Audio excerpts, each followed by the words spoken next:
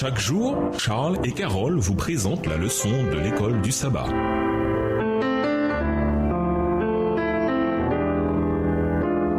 Bienvenue dans votre émission. Dieu nous parle. Nous voilà à la leçon de mardi, ingratitude mystérieuse. Lisons Ézéchiel 28, les versets 12 à 19. Que peut-on apprendre dans ce passage sur l'origine mystérieuse du péché? Ézéchiel 28, les versets 12 à 19. Fils de l'homme, prononce une complainte sur le roi de Tyr. Tu lui diras, ainsi parle le Seigneur l'Éternel. Tu mettais le sceau à la perfection. Tu étais plein de sagesse, parfait en beauté. Tu étais en Éden, le jardin de Dieu. Tu étais couvert de toute espèce de pierres précieuses, de sardoine, de topaze, de diamant, de chrysolite, d'onyx, de japs, de saphir, d'escarboucle, d'émeraude et d'or. Tes tambourins et tes flûtes étaient à ton service, préparés pour le jour où tu fus créé. Tu étais un chérubin protecteur aux ailes déployées. Je t'avais placé et tu étais sur la sainte montagne de Dieu. Tu marchais au milieu des pierres étincelantes. Tu as été intègre dans tes voies, depuis le jour où tu fus créé jusqu'à celui où l'iniquité a été trouvée chez toi. Par la grandeur de ton commerce, tu as été rempli de violence et tu as péché. Je te précipite de la montagne de Dieu et je te fais disparaître, chérubin protecteur, du milieu des pierres étincelantes. Ton cœur s'est élevé à cause de ta beauté. Tu as corrompu ta sagesse par ton éclat. Je te jette par terre, je te livre en spectacle au roi. Par la multitude de tes iniquités, par l'injustice de ton commerce, tu as profané tes sanctuaires. Je fais sortir du milieu de toi un feu qui te dévore. Je te réduis en cendres sur la terre aux yeux de tous ceux qui te regardent. Tous ceux qui te connaissent parmi les peuples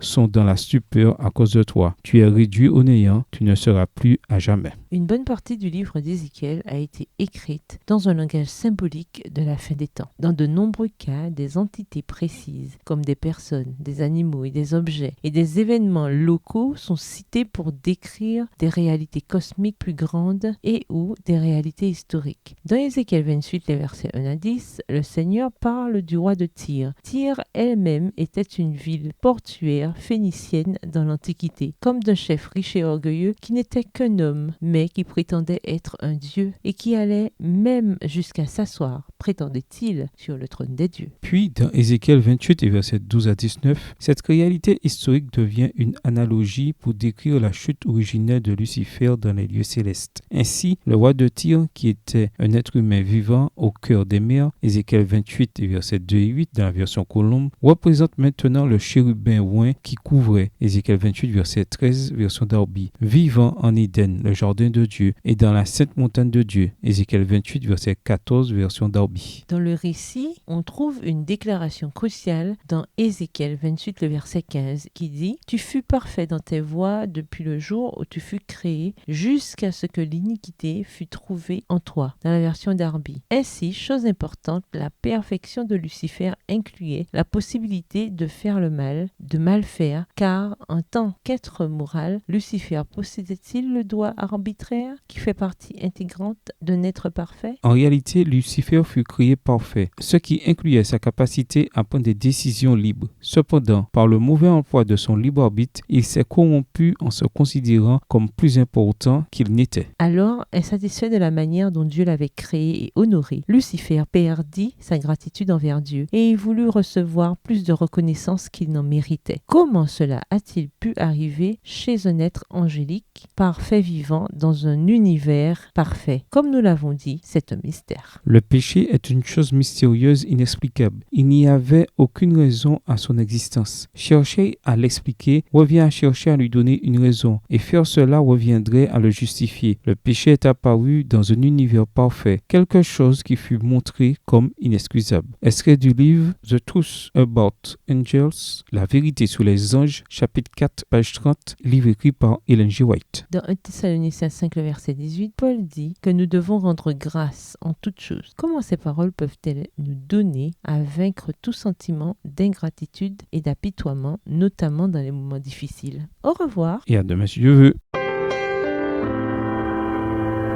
Dieu nous parle. Chaque jour, Charles et Carole vous présentent la leçon de l'école du sabbat.